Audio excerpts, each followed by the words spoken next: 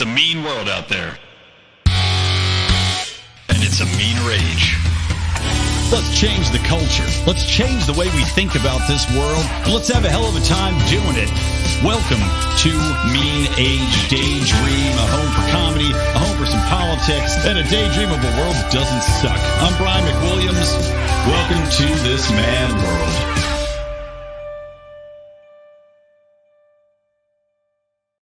What's happening, everybody? Welcome to Mean Age Daydream, your place to hate with positivity. I am Brian McWilliams, and this show is going to kick off talking a little bit about the old Beyonce, Queen Bey, right? That's what they call her, Queen Bey. But before I talk about the Queenie Poo, I want to tell you guys that we've got an interesting opportunity here for a good old pal of ours, and this is tied into the Mises Mayor's Political Action Committee, formerly known as Mises GOP. Now, they're raising money to support Buck Johnson of Counterflow. Of course, you've had on this show before. You've heard Buck and I and Mark get drunk and shoot the shit. Love Buck to death, so you know I support this full-heartedly. But basically, we're getting money up to support Buck Johnson for the Counterflow Podcast for City Council. He's one of the best community leaders we have. We saw in 2020 what happens when weak leaders are in charge and how just one good guy in the office can save a lot of lives. Mises Mayors works to put good Misesian men in office who will fight against the Great Reset, push local policies such as contractually obligating cops to protect their citizens, and passing their own town charter amendments stating that the government gets its legitimacy from property owners.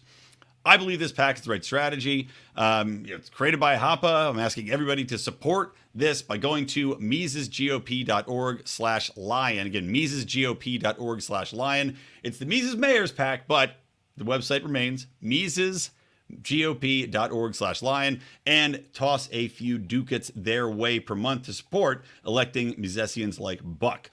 All the money raised is going towards the officials. Not 1 cent goes to pay the leadership for the PACs like other ones that do that.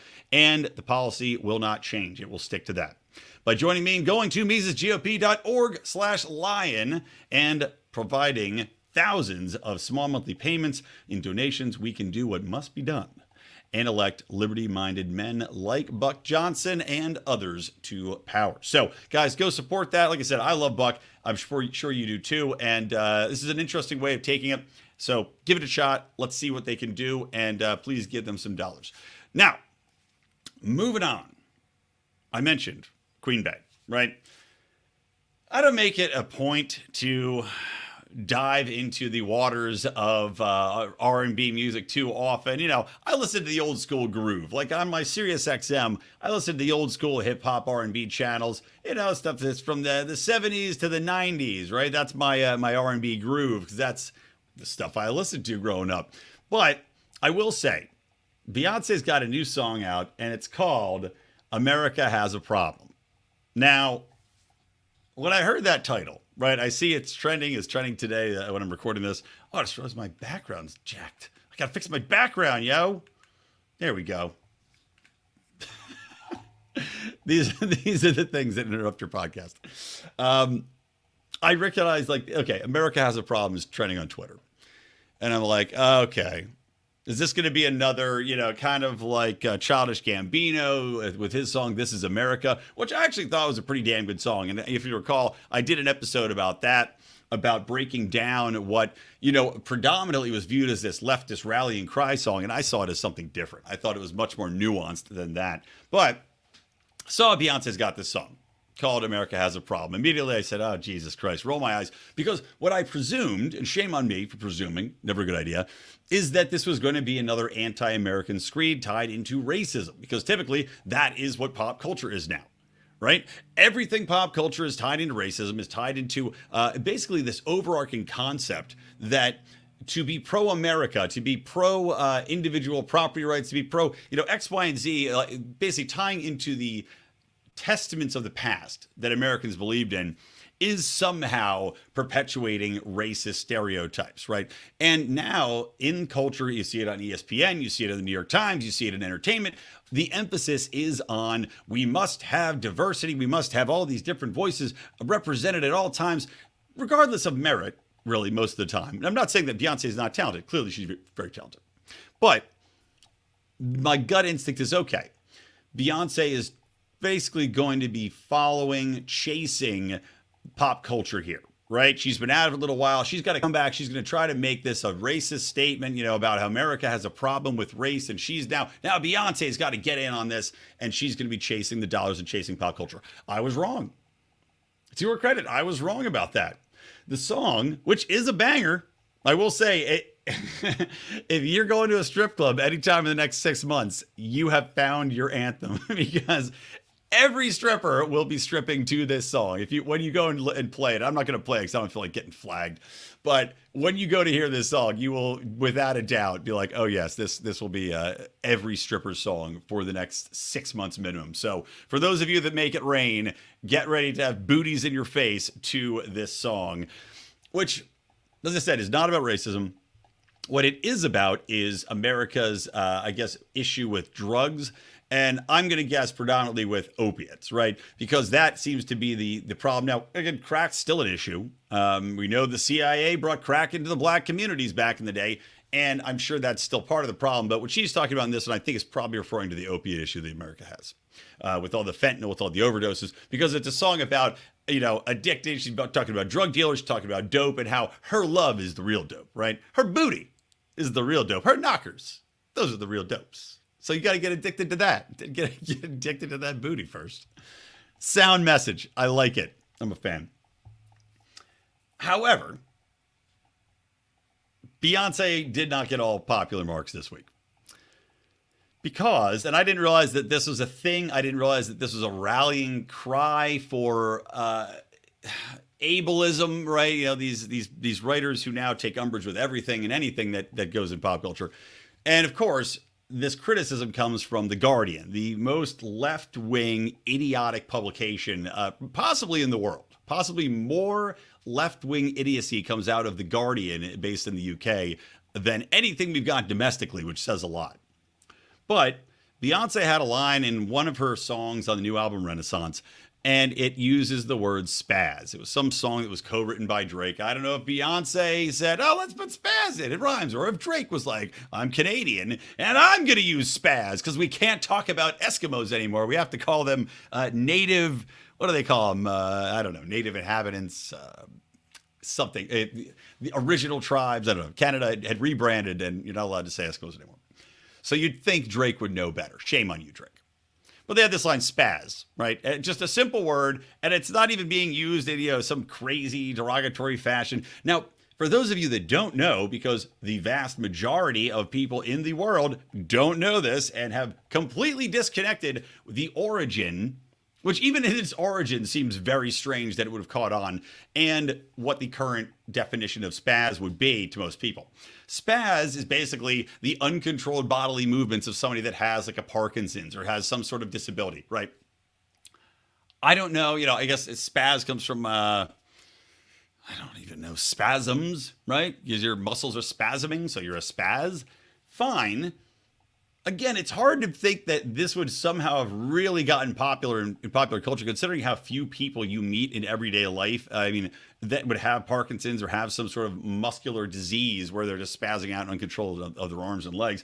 I think I've met maybe one person in my 42 years as a well-traveled individual. But that became a derogatory or joke statement, which then, of course, as we've said, lost all meaning, was used in cartoons and TV shows, but as just a general term for somebody that was more or less a dweeb, more or less was fidgety, even you could say, or excitable. Without a doubt, was disconnected from the original meaning of the word, right? You never would have said, "Oh, this stands for somebody that's having spastic reactions and it can't control the muscles." You never would have thought it.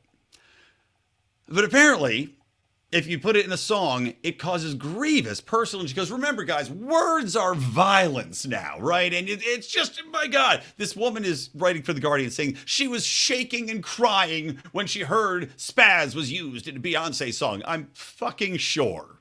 Number one, if that is your reaction, you've got much deeper problems than having some sort of muscular dystrophy or Parkinson's, in that your brain is broken. Maybe try to fix your brain first and see what happens with your body afterwards. But she wrote not only this article calling out Beyonce for being quote unquote ableist, but also I guess had forced Lizzo to make a change in her songs. And of course, Lizzo was fully acquiescent to take out Spazz in a song lyric, but yet will not be stop wearing disgusting thongs showing off her repulsive ass everywhere in front of children at sporting games, getting onto planes. That's too much for us to ask of Lizzo, who probably also is currently dancing in a thong in front of children at a theme park to Beyonce's latest song. But I couldn't believe that Beyonce is like, okay, yeah, I'll do it. Yep, I'll take it out. It's very offensive, again, to 0.0001% of the population who's going to get up in arms. And this woman, by the way, professionally has a job at The Guardian writing about ableist issues, right? Her job is to bitch about shit being said that impacts a minusculely insignificant portion of the global population, but to get mad about, to get other people mad about, and to make people's lives miserable. Now, that being said, look, I don't have a problem if you're around people that have some sort of issue with their body that can't control their bodily movements. I would not go up to those people and be like, what's up, you spazzes? Actually, you know what? I thought maybe I would. Maybe I would, because the ownership, and I believe in comedy, I believe in diffusing the evils of language with comedy. Just like the gays have taken back queer, just like the black community has taken back the N-word in various forms. And that's debate, but you as a disabled community could in fact take this and own it and laugh at it and basically diffuse the power of that word by not writing articles about how you're offended by its quick phrase in a popular song. I would argue that resuscitating the true meaning of spazz in this manner and forcing a beloved artist that most people are listening to, and everybody's gonna have the same reaction. What the fuck? Why? Get over it. That's every person's reaction to an article like this, forcing her to change a song lyric that, again, nobody realizes what it even means anymore. This writer at The Guardian is doing more damage, more, I would say, psychological, more cultural damage to other people that have this malady by pointing out the lyric, by forcing a change, by shoving it in everybody's faces, where otherwise they might have listened to the song and be like, ah, spazz, whatever. I'm not a fan of it, but whatever, you know, or they would have said, I'm just going to own it. I'm going to start talking about how I'm a spazz and use it as my own moniker. I'm going to make jokes about it. I'm going to, again, diffuse the potency of that word by owning the word, by making it so innocuous, which it already was, that nobody even connects it to me or a physical impairment that I might have. This is why we're seeing culturally, as a society, in this fucking victimhood mentality bullshit society we have, things are not getting better. This is why race relations don't get better. This is why ableist stuff isn't getting better. This is why everybody's walking on eggshells and nobody can get along and nobody can talk anymore and dialogue is breaking down because everybody's policing everybody's words, and it doesn't make it better. It brings it to the forefront and makes it hurt. It's ripping open a wound and spitting in it, putting salt in it, put a little butter on top, and then trying to sew it closed with nice words. And now, don't forget, we can't say that word anymore, guys, so stitch it back up. But the damage is done. And now anytime somebody comes and tiptoes around this topic, they're going to see that nice weeping scar that you've created. It is backwards and idiotic. So, pathetic Beyonce to go and bend the knee to these whining assholes. And you don't need to either. You could have been a Chappelle. You could have said, you know what? I didn't mean it as derogatory and offensive. I don't think most people view this as a state turning war. I'm just going to leave it in. Why don't we see what the public reaction is? But no. One dumb article in The Guardian, and we got to change all the things. We got to rewrite. We got to rewrite the song. We got to put in a new lyric. We got to re-release it. Pathetic. Pathetic Beyonce. Queen? Queen for a day, maybe. Say you're queen of garbage, queen of rubbish, queen of refuse. Boo! Boo! Sad. You know, it's not sad. The Boring Podcast. Now, we're making some changes.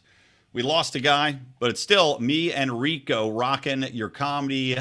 Basically, every 2 weeks now we're going to be doing it. We got it on coming up this Wednesday, so tune in live. We do the show live streaming on YouTube, on Twitter, on our Facebook page at The Boring Podcast, BOHRING. Tune us in get your fill of comedy, a little bit of politics, a little bit of pop culture. We're going to be doing our sports and gambling advice, so make sure to check that out. Go subscribe to that. It's a great time. You can also check out Mark Claire's other podcast with Remzo Martinez, the Second Print Comics podcast, where they break down all your nerdy favorites in the comic book world. But more importantly, go and subscribe to The Boring Podcast. I'll know if you did or didn't because I can see the numbers. Don't be a dick. All right, next up. I couldn't get over just the back and forth going on right now with the definition of the term recession. And a couple different things have sprung to mind. You know, the book 1984, seminal masterpiece, right? 1984 by Orwell. It has become a Bible. It's almost like these people read it, looking at it. The new Great Reset people, the globalists, have looked at 1984 and said, this is how we need to go about things. This is, in fact, the blueprint for us moving forward. Because I'll point to these two most recent developments. Number one, the redefinition of vaccine, because the state, the failed state apparatus, pushed out vaccines, tried to make them mandatory, which got struck down by the Supreme Court, but too late, after thousands and thousands of people had lost their jobs, been forced out of their positions, had basically opted to resign. This is why we're having an issue with pilots right now. Had taken early retirements. Again, this is also an issue with the port system we have right now and backup and supply chains. They had forced these vaccines down our throats, telling us that they were safe and effective, and of course, everybody's understanding of the term vaccine. The definition of vaccine was that you took a vaccine and it essentially made you immune to getting sick from that virus. That's how vaccines had worked for centuries. That's how everybody understood it to work. But of course, the new vaccines are not vaccines. They don't operate like vaccines. They have bucked the traditional model of vaccines when it comes to COVID. So what do we have? Oh, they changed the definition. They had said, and I shouldn't even be saying, I should be subbing out the word and calling them vacations or something like that, because of course YouTube will dock the algorithm since I'm talking truth here about these vacations. But they changed the definition so that it no longer means that you're not immune. No. Now, of course, they had to redefine the actual term to meet the new definition that the state wanted you to believe and understand, which of course is something far less effective, basically saying that it provides some protection. Oh, okay. You know what provides some protection against illness? Everything. Anything you could do. Getting some sun, taking some vitamins, eating a nice churro. All of those provide some protection against getting sick. But no, we have to redefine the term to meet the failed expectations of the state. Isn't that cute? So now we see that happening with the recession.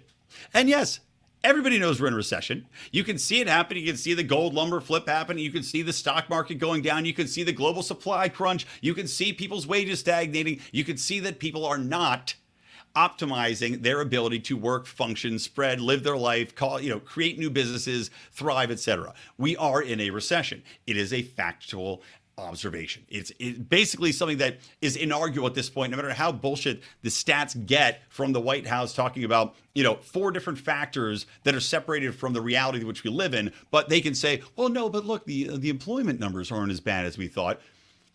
When again, we're coming out of absolute unemployment highs because of the COVID lockdowns. And now, they're going to be a little bit better as people get the jobs again, as people go back and join the marketplace again. Just absurdities. But you're seeing in Wikipedia, they shut down their editing process because over the past week, 180 edits were made to the term recession. Because we are in a recession, and yet the failed state apparatus wants to redefine what a recession is. Joe Biden is insisting we're not in one, but we can look around and tangibly feel it. Everybody knows it. I work in business. I work in business relations. I work in public relations, as you know, in business development. We are in a recession. Everybody's scared of spending money. Everybody's scared of what's going to happen next, and nobody knows what to do right now because we don't know what's happening. We are in a massive inflationary period where the Fed is raising interest rates more than they've done in the past, 10, 20 years. And they're doing it because we are in a recession and an inflationary economy, and they're trying to stop the bleeding and get things under control, and they're failing. So what are we doing? Oh, that's right. We got to redefine what a recession is to make it more palatable, to make it seem as though the state hasn't failed us, and all of the progressives that are backing Joe Biden, and of course, The majority of editors, by the way, on Wikipedia are left progressives. Just that's a straight fact. So you have this argument back and forth. Now, to Wikipedia's credit, they shut down the edits, right? After 180 of them. But you can see this is straight out of the 1984. This is a straight out of redefinition of terms, because if you can put it down the memory hole and redefine the terms that people understand and live their lives by, well, then I guess the state hasn't failed. We can rewrite history. We can rewrite reality by redefining how we understand it and what the language we use is. This is the danger of censorship. This is the danger of what's been happening with all of these online platforms, censoring what you can and can't say, censoring truth, censoring opinion, censoring dissent. This is what's happening with all of these reintroduction and newly introduced terms that are used by trust me on this, by the elites, by university systems, by the state apparatus to control the way in which you think and how you dialogue. If they can control how you understand the world and how you can describe your world, then they can control you far more easily. And you're seeing it put into action here. You're seeing, just like in 1984, a redefinition of terms to meet the state's expectations. Now, not only that, but you'll also recall that NATO is looking to expand and let in Sweden and let in Finland. This is after they've already looked to let in all of these other countries, which are outside. Again, remember, this is the North Atlantic, huh? Atlantic being a key word, right? It's everything involved in the Atlantic. Not anymore. It was supposed to be a defensive organization, right? The North Atlantic Treaty, right? That's the focus. That was the original promise of it. It was supposed to stay very reserved and contained to battle the Soviet Union and keep our sphere of influence, right?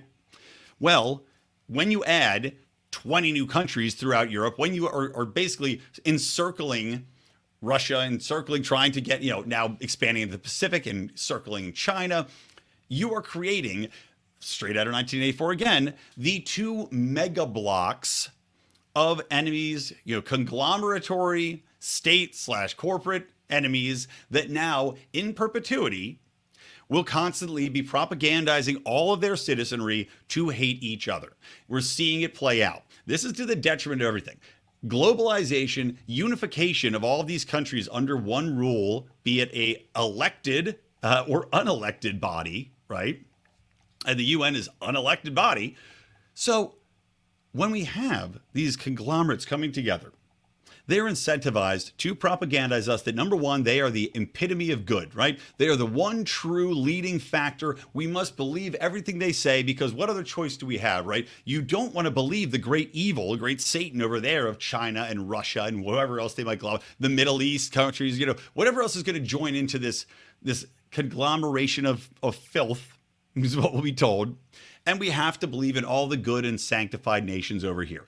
This is the goal of these two organizations, to basically create two spheres wherein we constantly have one enemy on the other side and one angel on our shoulder here. And they're always going to be alternating, basically, who's at war, who's at fault, who's bombing who's going to do, like back and forth forever. And we will be trained and propagandized by state apparatus and by these, again, the unification of the media and the government, and the erasure of propaganda and anti-propaganda laws domestically, which have already been taken away. And we will be told that everything that is going on over there is to our detriment, that we must absolutely, without a doubt, hate them, and there's no going back. And they'll continue to expand until there are two groups. You're seeing it right now. You're seeing it with the constant expansion, and we're seeing the spheres shake out, with China and Russia becoming their block and NATO becoming its block. It's scary, folks, but I don't want to be negative on this show. Apart from that, I have to bring it up because it's a danger, but I want to stay positive, right? I want to stay positive. And to that extent, I want to talk about something I was thinking about the other day, which is, as we look at Nancy Pelosi flying over to poke the panda that is China, right? China said, look, we'll shoot Nancy Pelosi down if she's going to fly over to Taiwan. Look, I would have loved it if it happened. I would have loved it. I was just talking with Reed Coverdale on Naturalist Capitalist. I did his show, his live stream last night, which check out, by the way, if you don't know about Reed. He has a fantastic show, Naturalist Capitalist. We did a great live stream talking about the problem of autism in the Libertarian Party, and we had a fun chat about that and some other things, including Nancy Pelosi. But I don't think anybody would be sad if Nancy Pelosi got shot down necessarily. I think the establishment, right, the elites, the establishment, GOP and Democrats, which basically are now united in a war state with few exceptions. Nancy Pelosi, of course, is united in that war state, as is the majority of the Democratic components of power. I think the vast majority of Americans don't want war, definitely don't want to be poking a China that has nuclear capability. I don't think the vast majority of Americans want to support the war in Ukraine any longer. I think they've understood they've been sold a false bill of goods. And at the same time, now we just sent $550 million more to Ukraine to assure their continued destruction at the hands of the Russians. Genius. But Pelosi's flying on over there, right? Risking war. Now, one of the things I want to do on the show is a different framing of how we talk about issues like war. I don't just want to bitch about her going over there and say, look, this military-industrial complex is evil and horrible and bad. I want to tell people how we would change things tangibly if we had a shot at the title here. All right?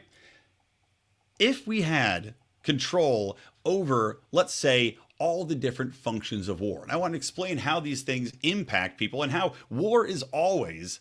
It's never a war that's truly aimed abroad. It's never a truly aimed at the cause at hand. It is always a war on the poor. Let me get a sip of water and I'll unpack that. Now, when I say it's a war on the poor, we have to go and say, okay, number one, what are the different forms of war that we undertake? There's economic warfare, aka sanctions, aka tariffs, aka regulatory warfare. That plays out in obvious fashions, right? If we are enacting sanctions on another country, we are declaring war on their population by virtue of strangling off their ability to make money, to get goods, to export goods, to feed their children, to run their businesses. Now, these things very rarely actually have any impact in changing the culture in those countries. It rarely, if ever, has succeeded in forcing a population to overthrow a dictator. Typically, populations know because their own propaganda from the internal dictatorship or their internal state apparatus is going to say, America is doing this to you. So you have two things going on. Number one, you have their domestic people saying, this is America's fault. So again, it's not going to be effective in overthrowing them. And number two, they already know that because they do have outside sources now, information. They have other people that are family members in the country saying, yeah, this is America doing this to you. So what is it then? It's not a war on the people in power. They don't feel the pain of sanctions. No, it's a war on the poor. It just has to be a war on other people's poor. That's economics. Regulatory matters, right? When we talk about regulations and going after other people and other countries that are importing goods and regulations, well, the people that benefit here domestically are very rarely the poor. The people that benefit domestically here are the people that are creating those goods that are already rich, the lobbyists, the people that own stocks, the large corporations that create steel or cars. It harms the poor because the poor are the ones that actually get the brunt of cost increases. And we know that cheap goods from abroad provide the cheapest goods you're going to find in America. It makes your money go farther, especially in an inflationary period. And if you're poor, if you're living on $30,000 a year, yeah, maybe $3 t-shirts from China is going to be a little bit better than $12 t-shirts because America wants to go and have a regulatory war and put tariffs on imports and make sure that X, Y, and Z is checking the box and to boost a domestic, clothing manufacturer or steel manufacturer that doesn't have a competitive advantage globally. It's going to be good for a small portion of the population, the 500 people that work at the steel mill, and to the detriment of 3 million people that rely on the steel for cars and everything else because we're no longer importing it. It is a war on the poor. How about physical war? When we talk about physical war, we're talking about our philosophy of reining in all forms of warfare. Physical war is the one we think about most predominantly, so I'll talk about that and I'll talk about a couple other ones. Physical warfare, who pretty much makes up your infantry? Who makes up the mass majority of your army? Poor people. Yeah, poor people. Typically well-off rich folks, other than maybe Howie. Well-off rich folks rarely join the military. If they do, they're having a dark time of the soul, or they have a proud tradition, let's say, of military heritage. And even that right now is falling apart. You're not having as many people join up. People are getting wised up to the fact that our military here in the United States isn't actually fighting for our freedoms anymore. It is working at the behest of a cabal of global elites, NATOs of the world, to go and enact actions that don't really impact anything here at home. They don't make us safer. In fact, they probably endanger us more than they do anything else. But they're made up and comprised of poor people that need to get an advantage somehow, that need to get a start, that can't afford college, that can't afford homing. A lot of people that'll join up that are first immigration status people that need to get citizenship in order to get paid. They need to have some sort of validation in the country. And they're willing to go and join up the military on false promises, but they're the ones that are sent off to die. Even the people I'm talking about that have long military heritage, if you have somebody that had 3 generations of military men in their family, odds are they probably got to a decent status, right? If you're a lifelong Navy man, let's say, well, your dad was probably somewhere high up in the Navy, high up in the Army, high up in the Marines, or whatever it might be. So you probably aren't going to be living the life of a grunt. You probably have a decent lifestyle, decent wage if they spent that much time and retired early, So you probably got boosted up. Maybe you're in officer training school, leaving the chaff, leaving the cannon fodder to be taken up by the poor. Who also pays for all these wars, right? Who pays for these things? Now, granted, the poorest of the poor get tax breaks, but let's just say the lower middle income people that are still taxed, that are still funding these wars, that are still working wages, that are still building, they're working in the factories to create the bombs. It's still based off the backs of the poor that all of these things are enacted. I mean, it just is something that is so unbelievable that people buy into these, and even that the phraseology that we're going to have a war on X even works. Like, this is what I'm saying. When we, if we can get a shot at this, we can rein in all of these various warfares that are without a doubt aimed, targeted, based on, and perpetrated on the poor. How about the war on climate? Now, Prince Charles went and said, well, we have to take a war mentality to fight in climate. Okay, what did that mean, Prince Charles? Well, to me, that means that they can nationalize goods and services. They can nationalize and shut down, fossil fuel plants. They can force people into making and manufacturing things that might be more conducive to climate. They can do X, Y, and Z, because if it's a war, well, that pretty much enables you to take a warfare state and say, okay, well, it's a different set of rules we're playing by, right? But apart from that, what does climate change affect the most when we talk about combating it? They'll tell you that climate change impacts poor people the most, right? Now, this is all based off bullshit, by the way. Every study that's ever seen, every article I've ever read about how climate change is impacting poor people more than anything is based off of conjecture and bullshit. Because I'll tell you tangibly where the war does impact poor people. It impacts it with fossil fuels, because fossil fuels are the cheapest, the most readily accessible, last the longest, are the most cost efficient, and are most predominant in areas where people are the poorest. Not just here in the U.S., where I'm telling you, you don't have in bumblefuck Pennsylvania, in the middle of, a town of 600 people that, used to be a town that created widgets and now just is a town that creates meth. You don't have a lot of solar panels. You don't have a lot of wind farms. You don't have a lot of dams. not a lot of hydrogen batteries in there. No, you have people that need fossil fuels to depend on, often to heat their houses. You don't even know if you've got reliable electricity out in the middle of nowhere. But no, let's make sure that we have a war on fossil fuels, aka a war on the poor. Right now, you have progressives saying that, well, these massive increases in the cost of gasoline, they're a good thing because it's going to accelerate our change to fossil fuels or change to renewable energy. Great, cool. Who's that a war on then? The poor. Who's that a war on? The guy that has to drive to work every day, the guy that's driving a truck, the guy that's driving, that's using a lawnmower that's a gas-powered lawnmower, which, by the way, in California, they tried to make it illegal for our vastly majority immigration gardeners, one of whom is probably going to interrupt this very podcast today, from using gas-powered lawnmowers, gas-powered weed whackers, gas-powered leaf blowers, because, the environment. So they're going to force these people into buying brand new equipment, which they don't need, get rid of functional equipment, which is long lasting. The batteries don't run out. Nobody likes to talk about that either. The battery life of cars. A Tesla's battery life is about 10 years, right? Astronomically expensive to replace. Just trash the car. You're not going to do it. This has come up with Teslas as a problem. And every, by the way, electric vehicle. You can have a car that runs on fossil fuels that'll last somebody 25 years. Okay, maybe it's not the most efficient, but you're telling me it's not going to be more efficient for them to have that car, to keep that car, than to create brand new cars and materials all the time, to replace this car every 10 years, to replace the battery in the car at an astronomical cost. And by the way, what are we using to create the batteries, the powers that you have to power the grid? Fossil fuels. But in the meantime, they're waging a war on the absolute most vulnerable populations. And on a global scale, you're talking about cultures that are now coming up, the Africas of the world, right? The poor rural areas in Asia that are coming up, India, for Christ's sakes, where, it's just unbelievable pottery. Beautiful pottery in India, by the way. Come look at these beautiful vase.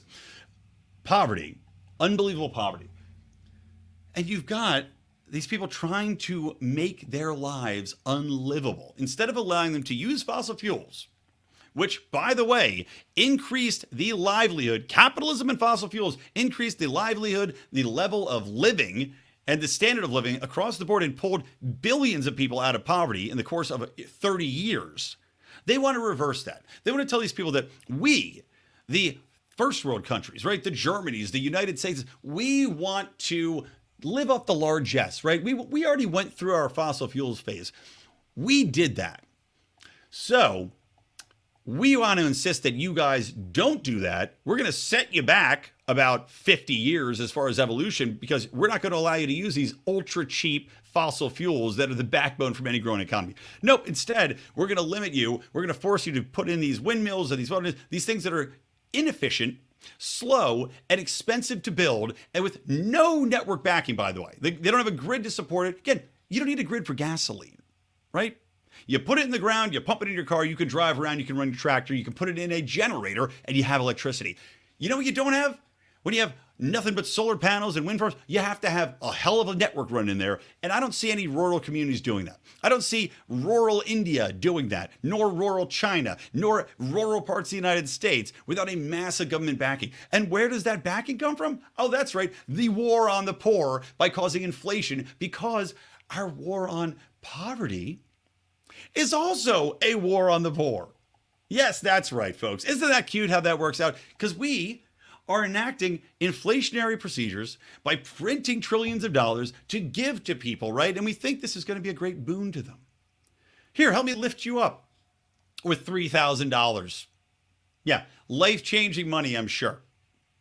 Not to say that it can't help some people, but it's there and it's gone. And then you find out that $3,000 that they sent to everybody, well, that's made all of your prices increase. Your rent's gone up, your fuel costs have gone up, your food prices have gone up, minimum wage laws, right? This is a war on poverty, a war on income inequality.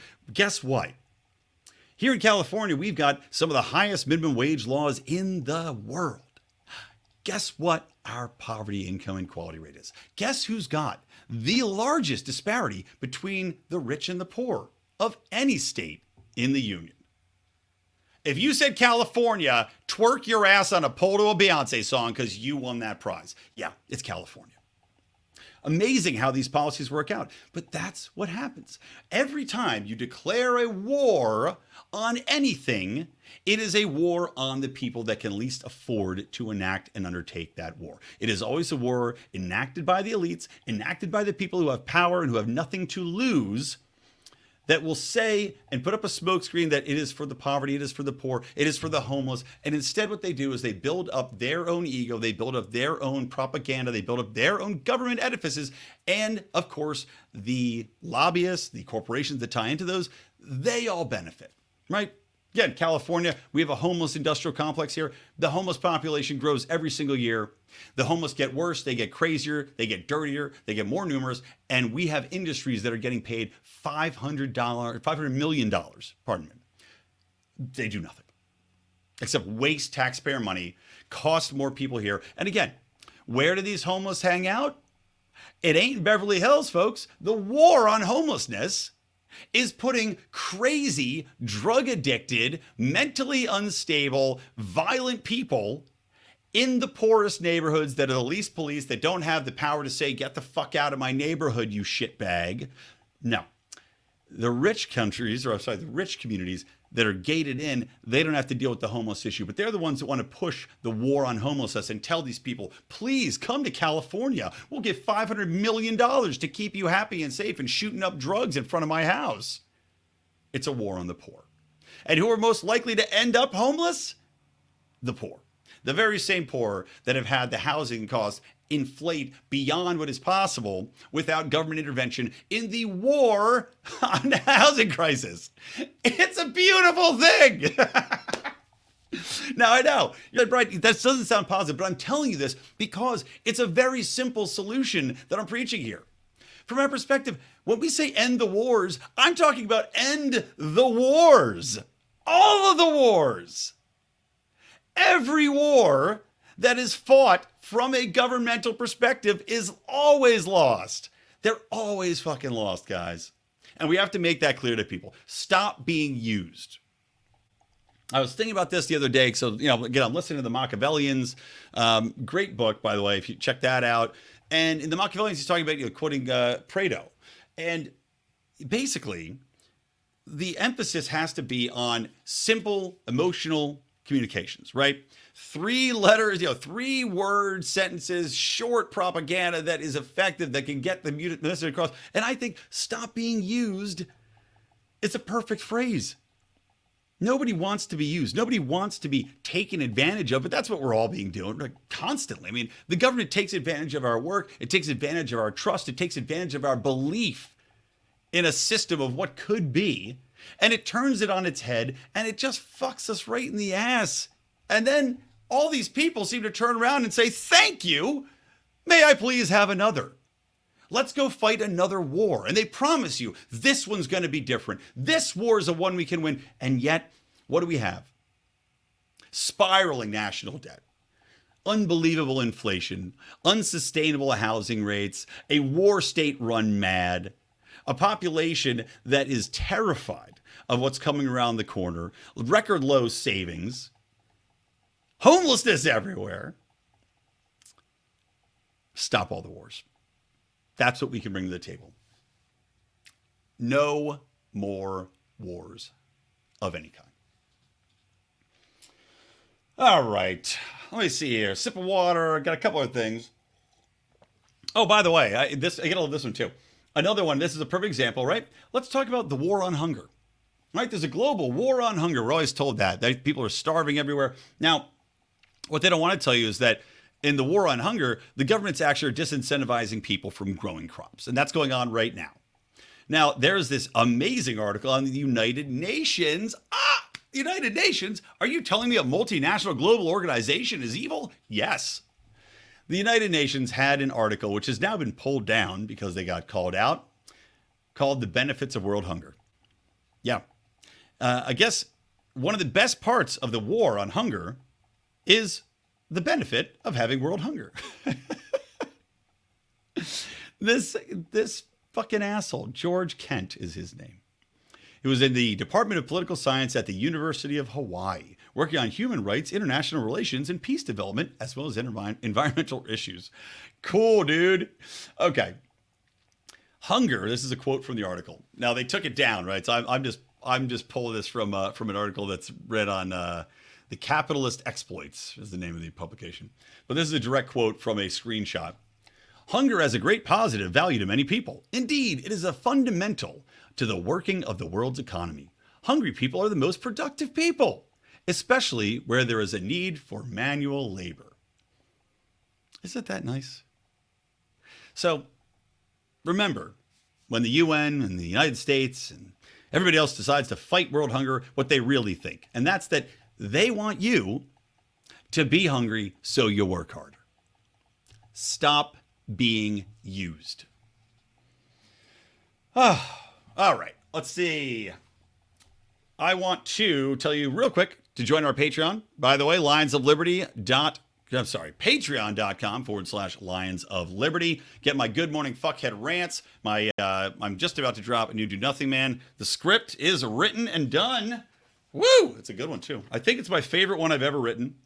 I think it's got the best ending of anything I've ever written. Not going to give it away. Got it right here in front of me. Going to record that tomorrow night, right after I do the boring podcast. And, of course, you can get other bonus content like early releases of our videos, of our interviews. You can get of course, we're going to be coming back with the new football season. Also, probably going to do a little bit of a new show ideation. We're going to, Odie and I are going to talk about it. I think we're going to launch a new show, kind of like a roundtable show. So stay tuned there. But in the meantime, go support the show if you'd be so kind. Patreon.com/Lions of Liberty or lionsofliberty.locals.com. Now then, how about this last little tidbit, right? Rand Paul's been killing it. I will say he has called out once again, fighting with the National Institute of Health, which we know has acknowledged that these doctors get paid out. The people at the National Institute of Health are basically in a closed circuit of corruption, of advocating for drugs that they've worked on, for getting paid out for patents that they're on, and then applying those patents and basically forcing governments into adopting the patents that they have as national policy, right? This is confirmed. They've had the exact same cadre of people that just circulate internally ad nauseum. And of course, it's Fauci, it's the director of the NIH. These people go in circles making hundreds of thousands of dollars a year. And of course, Fauci, it's paid more than any other executive in the government. I think he has something like $480,000 a year. And that's not counting the royalties he gets paid out through this National Institute of Health. But Senator Rand Paul has demanded answers from the NIH after he says the agency repeatedly discarded its responsibilities under Freedom of Information Act and America's right to agency records because for 2 years they have provided, for 2 years, public interest groups and media organizations have been forced to engage in protracted litigation to get documents related to the NIH's involvement in COVID-19. And the records they have produced have been heavily redacted. So that seems to be a little bit insane, right? If you've got a government employee and a Freedom of Information Act for a government institution, right? The National Institute of Health working to provide public policy and guidance, and yet we know these people are getting paid out, so there's a distinct conflict of interest. Why should they be redacting anything? And I guess it's not just a little bit, it's quite a bit of information that is redacted. So let me go on and read a little bit more of this. So they're saying that they redact information because of privacy concerns and compliance with the law. That if it was disclosed, it would, quote, constitute a clearly unwarranted invasion of personal privacy. Now, and this is my favorite part coming up too. Also, when this woman, Mr. Garcia Moline, who was speaking on behalf of the NIH, also claimed, and this is the best part, the information had to be redacted because, quote, because of the amount of misinformation surrounding the pandemic and its origins. Again, they had to redact information. First, they're saying because of privacy concerns, because they need to protect the privacy of the people getting paid out that are advocating for government intrusion into people's lives, for mandates, for these different tax being taken to combat COVID-19. And again, getting people paid out as a result of these recommendations. That's the number one thing they say. So we have to protect those people getting paid out because we can't disclose those conflicts of interest. But no, we also had to redact information to combat the amount of misinformation surrounding the pandemic and its origins. So to protect against disinformation and misinformation, you need to fucking omit and black out the actual information that you're providing? I can't! What? How the fuck can you even say that with any sort of straight face, with any sort of believability? I mean, motherfucker. Again, this is 1984 shit. I'm sorry, I can't tell you the truth because you might misinterpret the truth. That's what they are saying. That's been the standard all along. That's what they have told. Fauci as much as said so. We can't tell them the truth because they might misinterpret the truth, right? This is the fucking science slash, elitist slash whatever you want to call it, the scientocracy, medical fascism, right? This is what this is. This is what people warned against when they talked about a science-led society and experts leading the way, because experts don't think the common person can understand what they're providing them, right? It's a very condescending and authoritarian viewpoint, and you're seeing it spelled out right fucking here. When we talk about this bullshit with masks, by the way, which LA County, again, slapped down because everybody said fuck off, the origin of wearing masks, as dictated by, I can't remember if it was the NIH or somebody from the CDC, this woman is speaking, and she's like one of the most authoritarian people. She said, no, the masks don't really do much. But what they do is they stop people from getting close to other people with masks, because you see somebody else in a mask and you give them natural space. That was why they told us to wear masks, not because they provide shit for efficacy in stopping transmission of the virus. We know they don't. We know they don't. It was to get people to keep away from each other. Psychological warfare is what it was. And now these shits refuse to tell us the truth. They have to redact the truth to fight misinformation, because if we're given the true information, we might interpret it as misinformation. It's magic. It's fucking magic, guys. All right, that's going to wrap it up for me today. Guys, thanks for listening in to Mean Age Daydream here on the Lions Liberty Network. Again, subscribe. We've got 3 individual feeds now for each show. Of course, you can find the Mean Age Daydream solo feed, and you should, because I did a bonus episode talking about, as I said, it was vaguely grotesque, and that was talking about Zelensky, and I still don't know his wife's name. I called her Zelensky posing in front of various destroyed monuments and planes and all this other shit in a $15,000 gown. And I talked about how this was politically, from a public relations perspective, probably the worst thing they can do.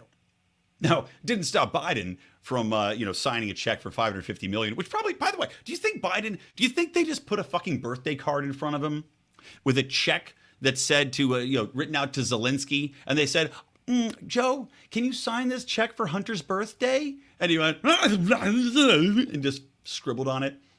Because that's how I bet it happened. That's how I bet it all happens. There's no other fucking reason. There's no other possible reason that they keep sending money other than Hunter Biden's birthday again. Another birthday? Oh, damn, man. I didn't realize 100. Well, how old's Hunter now? He's got to be 62. Fucking idiot. Anyway, but go listen to that solo feed again, Mean Age Daydream solo feed. Give me a review, subscribe. It really helps to grow the show.